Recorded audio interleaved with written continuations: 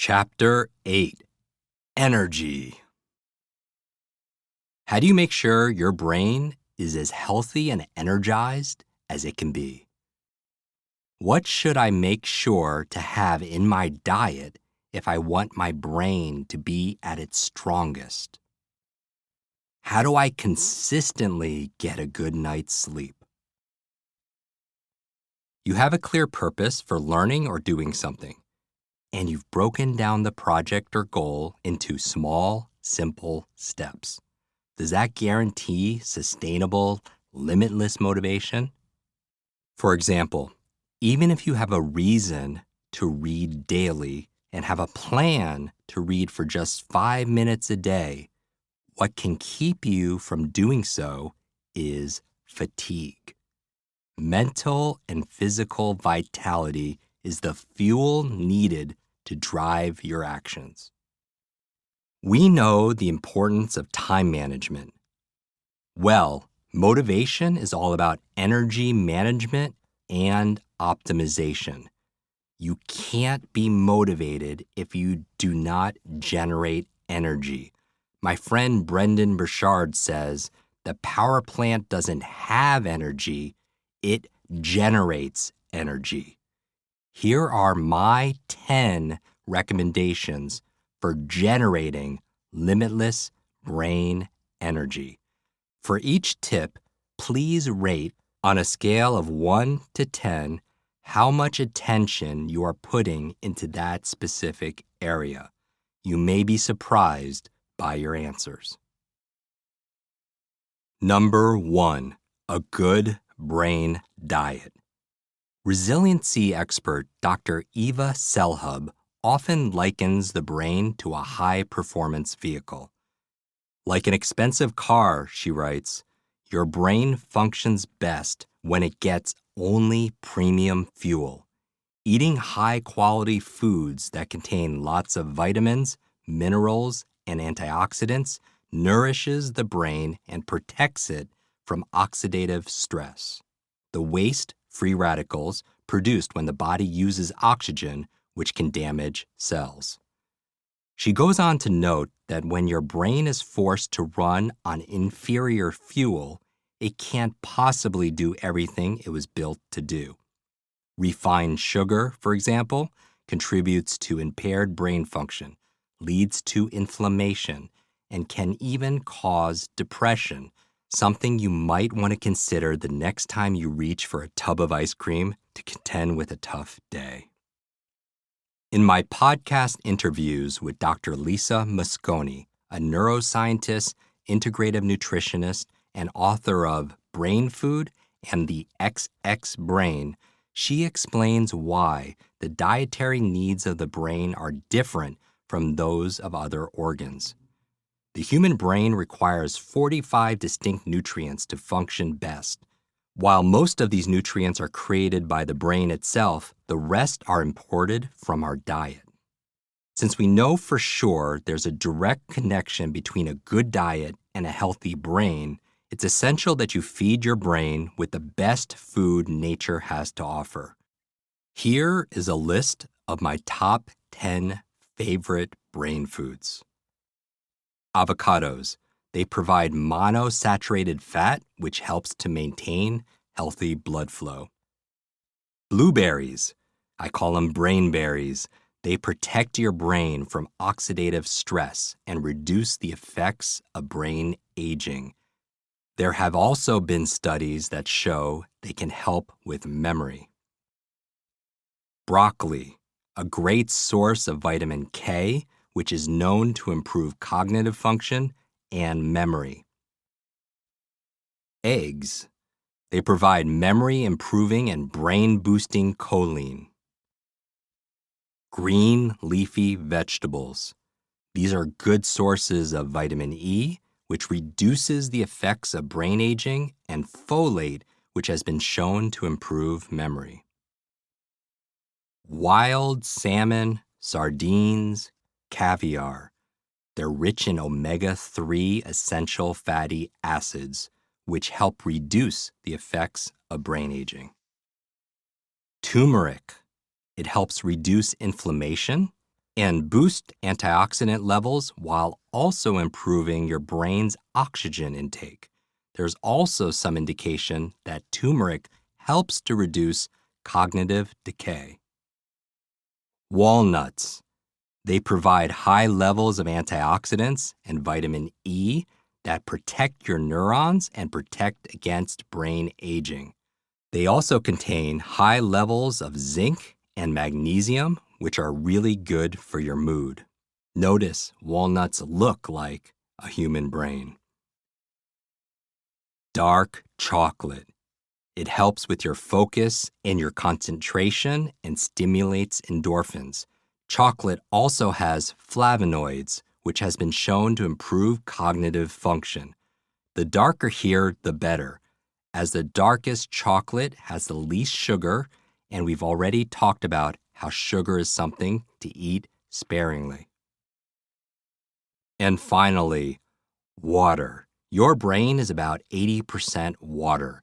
Dehydration can cause brain fog, fatigue, and slower reaction and thinking speed. Studies show that well-hydrated people score better on brain power tests. For a quick video on how to memorize this list, forwards and backwards, go to limitlessbook.com/resources. If you're the kind of person who hates hearing you need to eat your vegetables, employing this list might require a bit of an adjustment.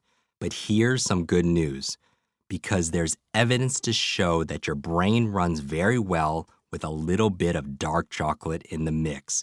Remember, what you eat matters, especially for your gray matter. Quick start. What are your favorite brain foods? How can you incorporate one more into your daily diet?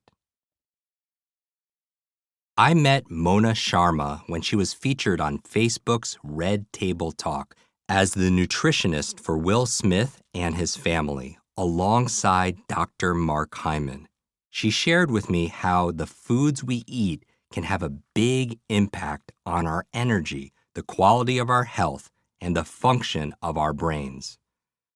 Focusing on key ingredients like good quality omega-3 rich fats, vegetables loaded with antioxidants and phytonutrients, and spices to enhance our digestion and focus, and can support both short and long-term brain function. In the PDF in the resources, you will find a sample day of some of her go-to recipes to optimize brain power and vitality. These include morning brain tonic, morning magic smoothie, brain boost salad, easy roasted salmon and broccoli with Swiss chard, cocoa cinnamon ginger hot chocolate. Number 2, brain nutrients. As we've discussed, diet affects brain function. But what if you aren't able, because of your schedule or lifestyle, to regularly eat a rich brain food diet? Research has shown that particular nutrients have a direct effect on your cognitive ability. I always prefer getting my nutrients from real, whole, organic foods. Talk to your qualified health practitioner to learn what you might be deficient in. In my podcast episode with Max Lugavere, author of Genius Foods, we discussed the benefits of supplementing with phospholipid DHA. Your brain uses this to create healthy cell membranes. This is important because our cell membranes form all the receptors involved in mood, executive functioning, attention, and memory. B vitamins have been shown to improve women's memories. Curcumin, the nutrient found in turmeric, can forestall cognitive decay. You can get a list of nutrients and their effect on the brain from the National Institutes of Health website. There are natural sources for all these nutrients, but getting all of them into your diet might not fit your lifestyle or your palate. The good news is that supplements are readily available for all of these, though not all supplements are created equal. Make sure to do your research. You can also combine these with the brain foods discussed in this chapter to give your brain the fuel it needs. For a list and links to some of my favorite brain supplements, go to limitlessbook.com/resources. Number 3, exercise. Exercise changes the brain in ways that protect memory and thinking skills, writes Heidi Godman, the executive editor of the Harvard Health Letter. In a study done at the University of British Columbia, researchers found that regular aerobic exercise, the kind that gets your heart and your sweat glands pumping, appears to boost the size of the hippocampus, the brain area involved in verbal memory and learning. I could almost hear some of you complaining or making excuses as you listen to this last paragraph. Exercise is boring. You don't have time for it. You can't afford a gym membership. But the simple fact is that exercise is enormously valuable if you want to unshackle your brain. Think about it. When you're active and moving, you feel sharper, right? Some of us even need to move around in order to get our brains operating at top efficiency. That's because there's a direct correlation between exercise and brain function. And you don't need to become an Olympic athlete in order to keep your brain sharp. There's lots of evidence to show that even 10 minutes of aerobic exercise a day can have enormous brain benefits. As your body moves, your brain grooves. Check out a few of my favorite exercise videos at limitlessbook.com/resources. Quick start. Set your phone alarm to remind yourself to move a few minutes every hour. Number 4, killing ants. Dr. Daniel Amen, a clinical neuroscientist, author of the bestseller Change Your Brain, Change Your Life, and a frequent guest of ours, comes home one night after a particularly bad day at the office dealing with suicide risks, angst-ridden teens, and dysfunctional couples to find thousands of ants in his kitchen. It was gross, he wrote. As I started to clean them up, the acronym came to me. I thought of my patients from that day. Like my infested kitchen, my patients' brains were also infested by the negative thoughts that were robbing them of their joy and stealing their happiness. The next day, I brought a can of ant spray to work as a visual aid and have been working diligently ever since to help my patients eradicate their ants. Ants are automatic negative thoughts. And if you're like most people, you place limitations on yourself in the form of these thoughts at least some of the time. Maybe you tell yourself that you aren't smart enough to learn a skill that you'd really like to have, or perhaps you repeat on an endless loop how pushing yourself to accomplish something is only going to lead to disappointment. Ants are everywhere, and there isn't enough ant spray in the world to get rid of all of them. But eliminating them from your life is an essential part of unlimiting your brain. The reason for this is simple. If you fight for your limitations, you get to keep them. If you regularly tell yourself that you can't do something, or that you're too old to do something, or that you don't have the smarts to do something, you won't do that thing. Only when you move on from this kind of destructive self-talk can you truly accomplish what you want to accomplish. Quick start. What's your biggest ant? What could you replace it with now? Number 5, a clean environment. A 2018 piece in the medical journal The Lancet identified that air pollution might cause 30% of all strokes and thus must be one of the leading contributors of the global stroke burden. It went on, given the strong association between stroke, vascular risk factors, and dementia, the suggested link between air pollution and dementia is to be expected. The air you breathe is critical to the way your brain functions. If you've ever been stuck in a room with a smoker, you know how hard it is to even think while you're breathing that toxic air. Conversely, if you're hiking in the mountains and take a deep breath from the crisp, clean atmosphere, you can feel your senses thriving. If you live in a factory town or a big city with pollutants everywhere, there isn't a lot you could do about the air around you.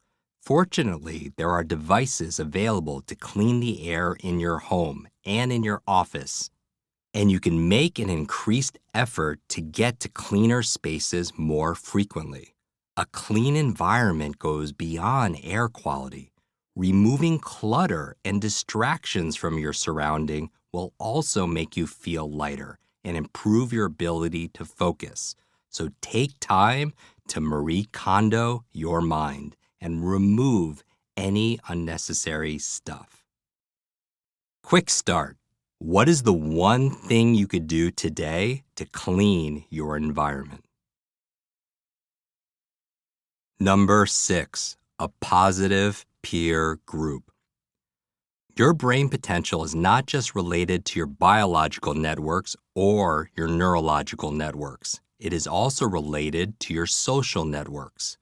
Who you spend time with is who you become. Motivational speaker Jim Rohn says that you are the average of the 5 people you spend the most time with. Whether you believe that or not, I don't think any of us can disagree with the notion that the people around us have a meaningful influence on our lives. A recent Temple University study showed that people, specifically teenagers in this study, act differently when they are alone than they do when they are with others. In reporting on the study for the New York Times, Tara Parker Pope said that Dr. Steinberg, one of the authors of the study, notes that the brain system involved in the reward processing is also involved in the processing of social information, explaining why peers can have such a pronounced effect on decision-making. Because of this influence, those you spend time with will have a genuine effect on brain function. Certainly, they affect your self-talk, as most of us tie at least part of our beliefs to the beliefs others have about us. But they can also affect everything from what you eat, to how much you exercise, to even how much sleep you get. There are a lot of books out there dedicated to helping you to distinguish people who are good for you from people who are not.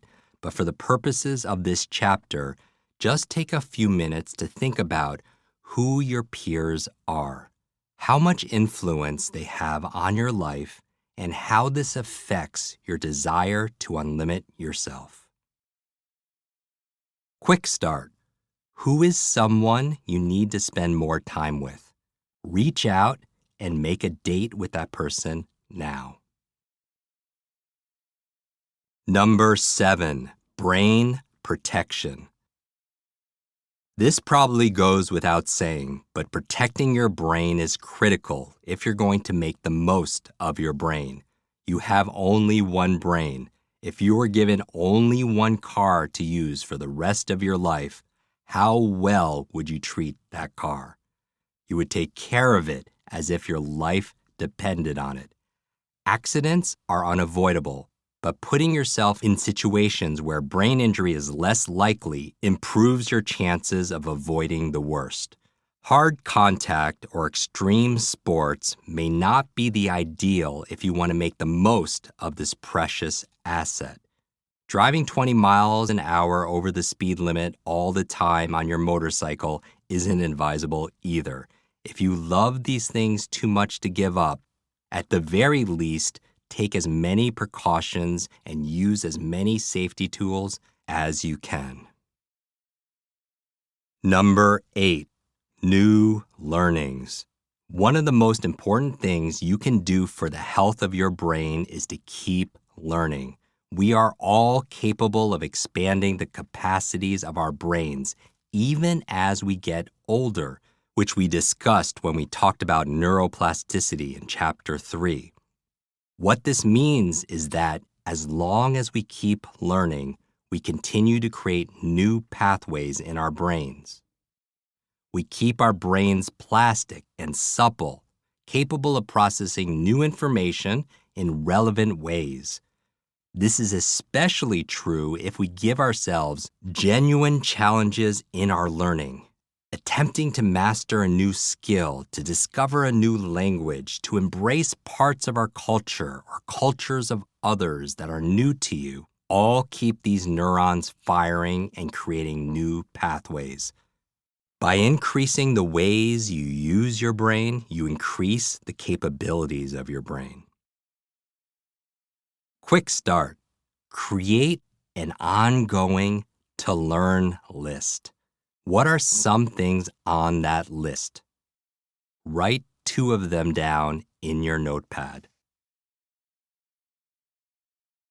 Number 9, stress management. This is a big one. We all experience some level of stress in our everyday lives, sometimes a great deal of stress.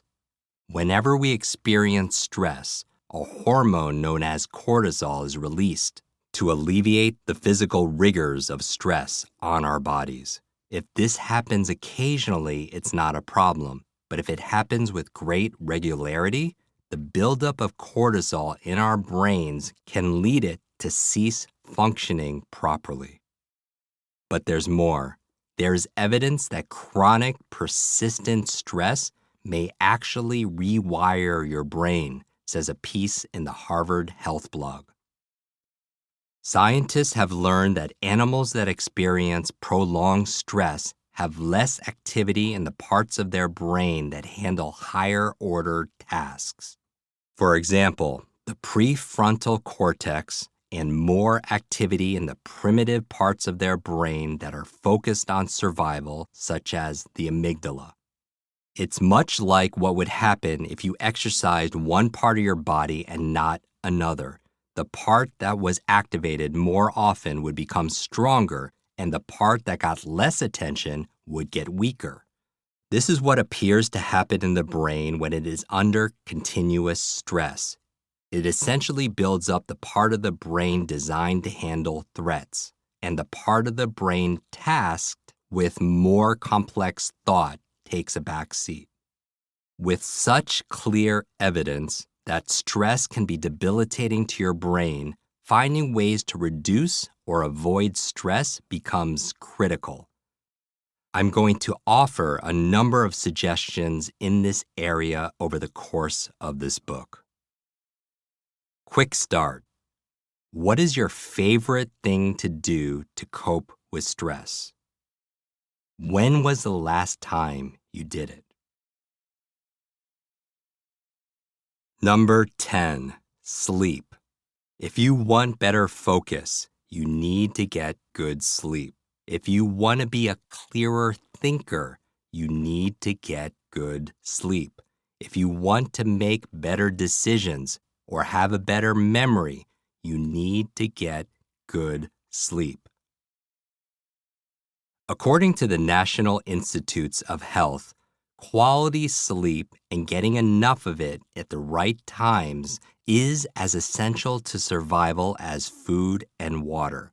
Without sleep, you can't form or maintain the pathways in your brain that let you learn and create new memories, and it's harder to concentrate and respond quickly.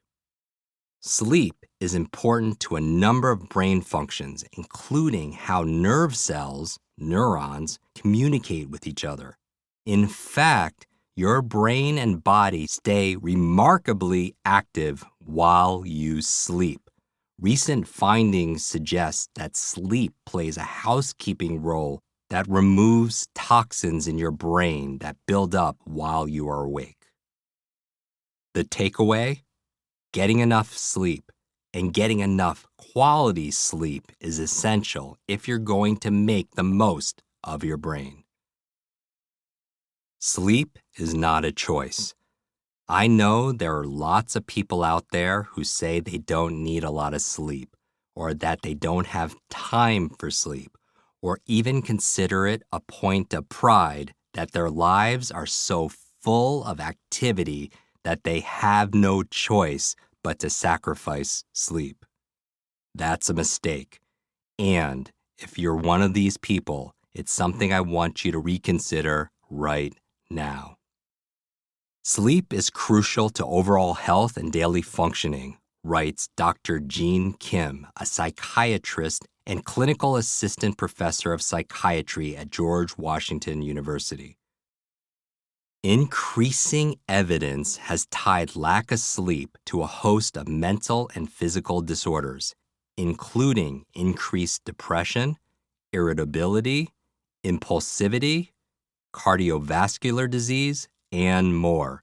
One study noted that sleep actually functions as a sort of laundry cycle for the brain, where during sleep, blood vessels and lymphatic channels in the brain hyperperfuse and flush out metabolic buildup from the day and remove neurotoxins and distribute components that enhance cellular repair. In his TED Talk about sleep, Dr. Jeff Iliff of Oregon Health and Science University takes the laundry cycle metaphor even further. He notes that while we're awake, the brain is so busy doing other things, it doesn't have the capacity to clean itself of waste. The buildup of this waste, amyloid beta, is now being linked to the development of Alzheimer's disease. When the brain is awake and is at its most busy, it puts off clearing away the waste from the spaces between its cells until later. And then, when it goes to sleep and doesn't have to be as busy, it shifts into a kind of cleaning mode to clear away the waste from the spaces between its cells, the waste that's accumulated throughout the day. A little later in the talk, Iliff warns against doing something that so many of us do, sacrificing sleep until we get a chance to catch up. Like housework, it's a dirty and thankless job, but it's also important. In your house, if you stop cleaning your kitchen for a month, your home will become completely unlivable very quickly. But in the brain, the consequences of falling behind may be much greater than the embarrassment of dirty countertops. Because when it comes to cleaning the brain, it is the very health and function of the mind and the body that's at stake. Which is why understanding these very basic housekeeping functions of the brain today may be critical for preventing and treating diseases of the mind tomorrow. So, if you're one of the many people who have convinced themselves that there's a level of nobility in getting by with minimal sleep, it's time to revise your thinking. There's simply too much to gain from a good night's sleep, including what you can learn from your dreams. I'll teach you how to remember your dreams in an upcoming chapter. Getting through the night. It's one thing to say you're going to get a good night's sleep. It's another thing entirely to accomplish it. About a quarter of all Americans experience some level of insomnia every year. There is, however, very strong evidence connecting exercise to sleep, even among chronic insomnia sufferers. A study performed by Dr. Catherine J. Reed and others found that aerobic exercise had strong positive results on a group of participants who'd previously regularly encountered sleep problems. Results from this study indicate that a 16-week program of moderate intensity aerobic physical activity plus hygiene education is effective in improving self-reported sleep quality, mood, and quality of life in older adults with chronic insomnia, the authors wrote.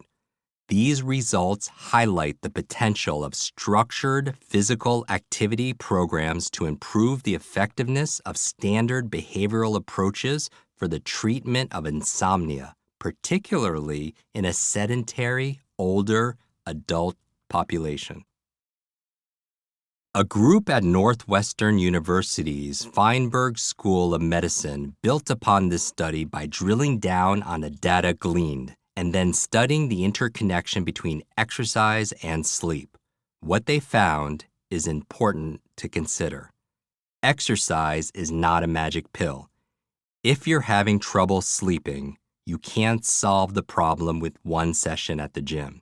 They found that even after 2 months, the effects of exercise on sleep were minimal.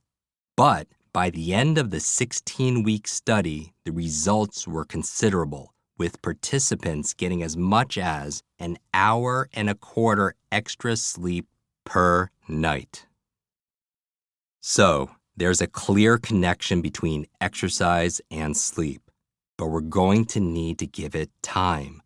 But given the overall benefits of exercise on your health, committing to an exercise routine is always a good idea, even if you won't feel the benefits on your sleep right away. There are varying ideas about how much exercise is necessary to affect sleep, but a commonly stated amount is 2.5 hours a week of aerobic exercise, coupled with some resistance work.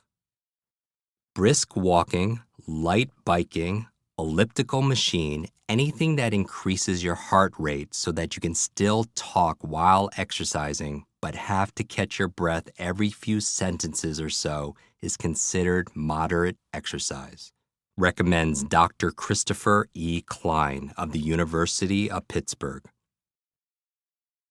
Giving your mind a break.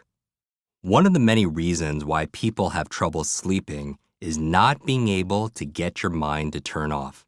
We've all been there.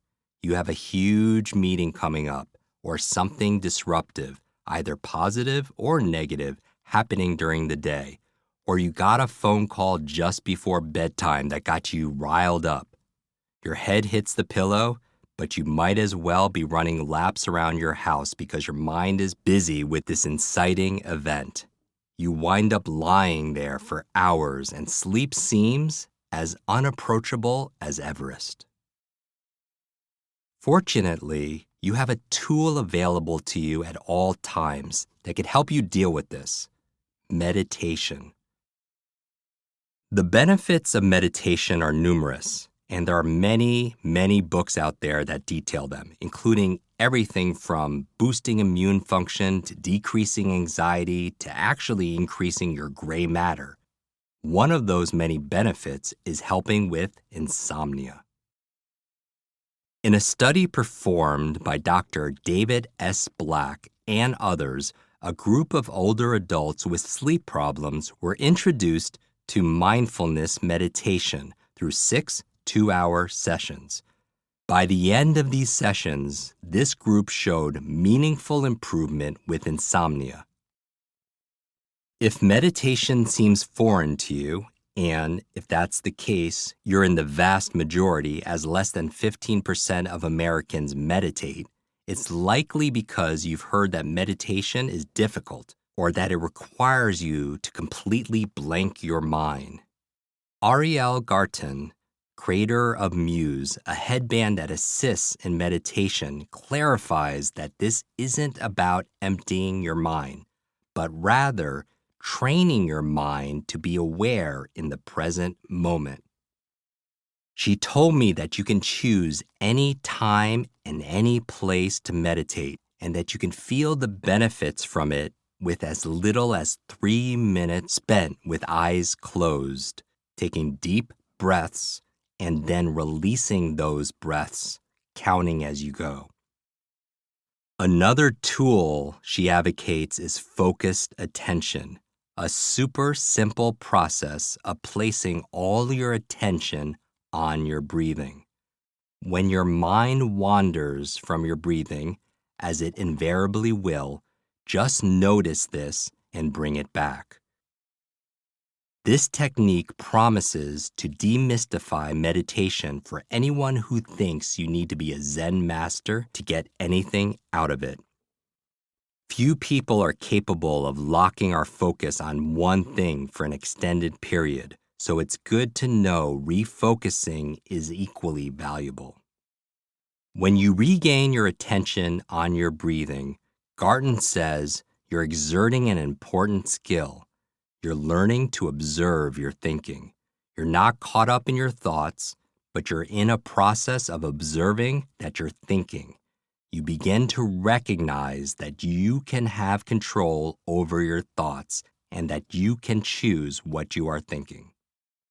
My meditation coach, Emily Fletcher, author of Stress Less, Accomplish More, has a very unique process for meditation called Ziva.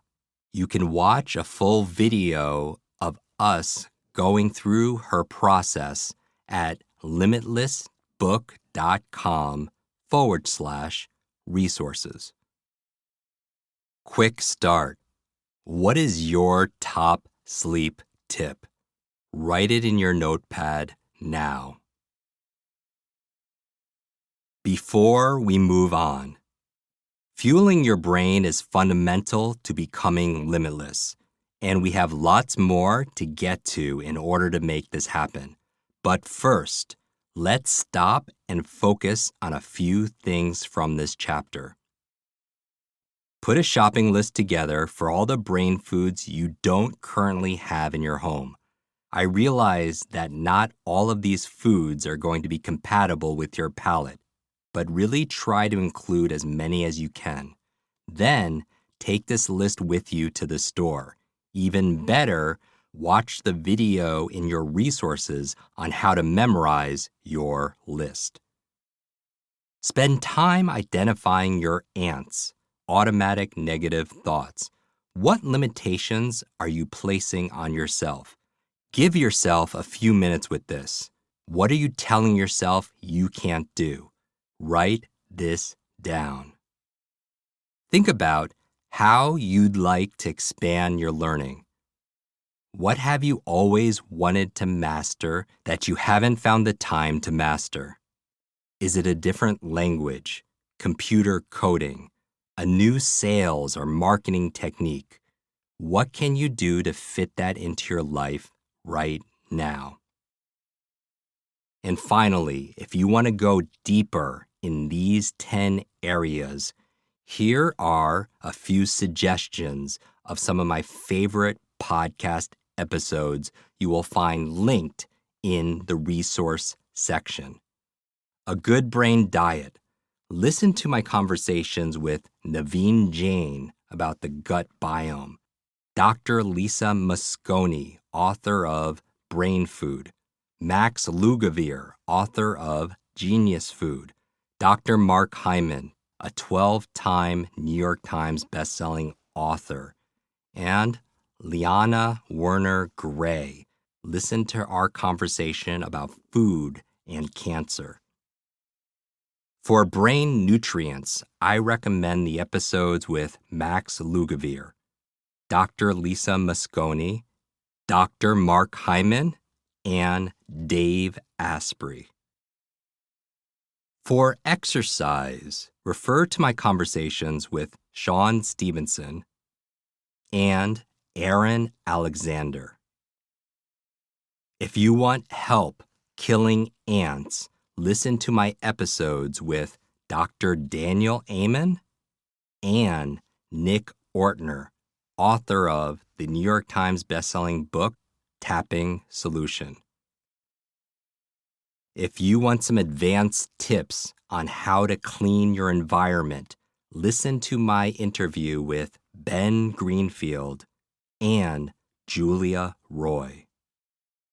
For a positive peer group, listen to my interviews with Simon Sinek, Dr. Guy Winch, and Brendan Burchard.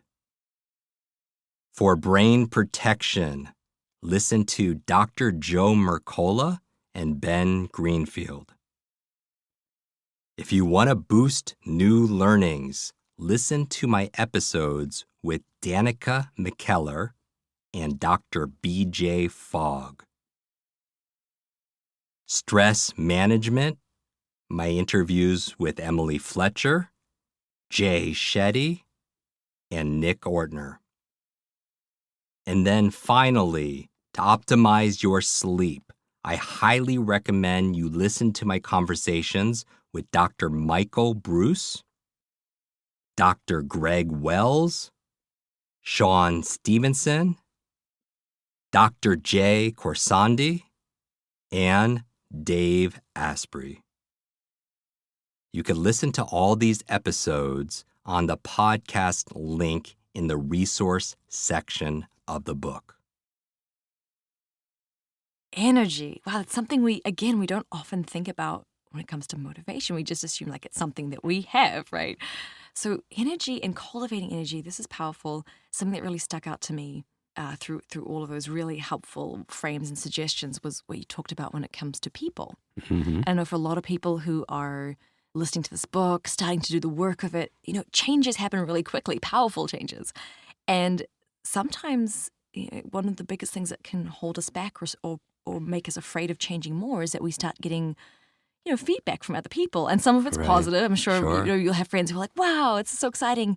But the truth is, like, sometimes we're in old behavior patterns with Mhm. family and friends, and our rapid transformation terrifies them. Yeah. And they might criticize us or make fun of us even, start mocking the work that we're doing.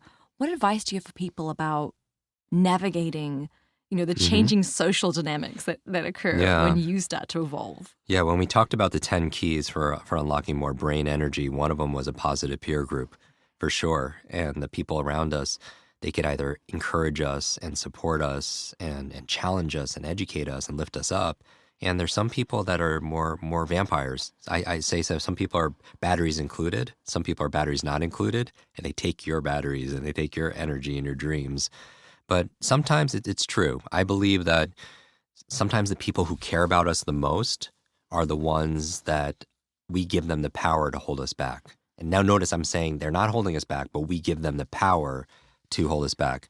As you mentioned, family and friends, they could be well-intentioned. They could be like, I don't want you to get your hopes up, right? It could sound very benign. I don't want to get your hopes up. I don't want you to get hurt. And some of them have a deep fear that they see you progressing.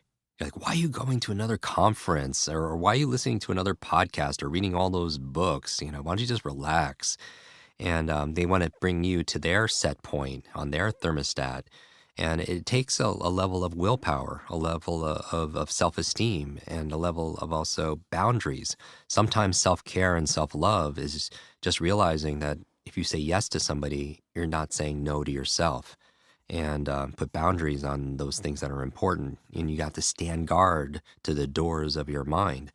And your friends and your family could be sincere, but they could also be sincerely wrong. And that's a big challenge. And so I'm not saying love your family, love your friends, of course. But when I'm saying a positive peer group that energizes you, you could decide who your peer group is, the people that have influence on how you see the world, on how you feel about yourself. And I think we all need somebody to encourage us, to challenge us, to cheerlead for us. And if you haven't found that person, then be that person for somebody else. And certainly be that person for you. So we don't have to cut everybody out who's not quite on board with us. We can hold that in compassion while also finding, maybe people who can support us. What about then the flip side, which also happens, is that we start doing this. We start eating clean. We start restocking our pantries. We've cleaned our space. We're like really boosting our energy, and we're feeling such benefits that, of course, what do we want to do? We want to get everyone around us to do this. We're like, you've got to do this. And we become like, we're evangelists. Totally. And in my experience, just again, well-intentioned, we want the people around us who we love to experience the benefit. Often it backfires. So if someone who's listening right now is so excited and just wants to give this benefit to their family and friends, what's the best way to actually go about uplifting everyone around us? Yeah. I would imagine when I first learned these skills back when I was 18 years old, I became that evangelist. I was so upset that this stuff wasn't taught back in school. And I started talking to everyone who would listen about this and wanting to help them to be able to change. But it's near impossible to change somebody else. And this is what I mean by that. People have to want to be able to change on their own accord. Because just think about how hard it is to change ourselves, much less try to change somebody else. And what I would recommend is that people are watching you. They purely are watching. And it's not, don't say it, show it. Don't promise it, prove it. It's much better well done than it is well said. And the life that we live are the lessons we really teach other people. Because people watching and you're telling them, oh, I'm going to do this celery juice every morning. I want to meditate 20 minutes a day and everything. They're watching you. And that could go back to the power of the discussion we were talking about before of motivation. Maybe what's keeping you on track and motivated is people are watching. And you inspire people even when you're going through difficult times. You don't have to be perfect, but you inspire people with your grit and your grace. And people more likely are going to do what you do rather than what you say. And they're thinking, and they're watching from the distance, and they're like, is this person, are they serious this time? Are they really going to be able to follow through? And then your results will speak for themselves, for sure. And then they have to go on their own time, because when the teacher, when the student is ready, the teacher will appear. But my suggestion is don't try to change them, being a living, inspiring example for them, because nobody wants to be preached to.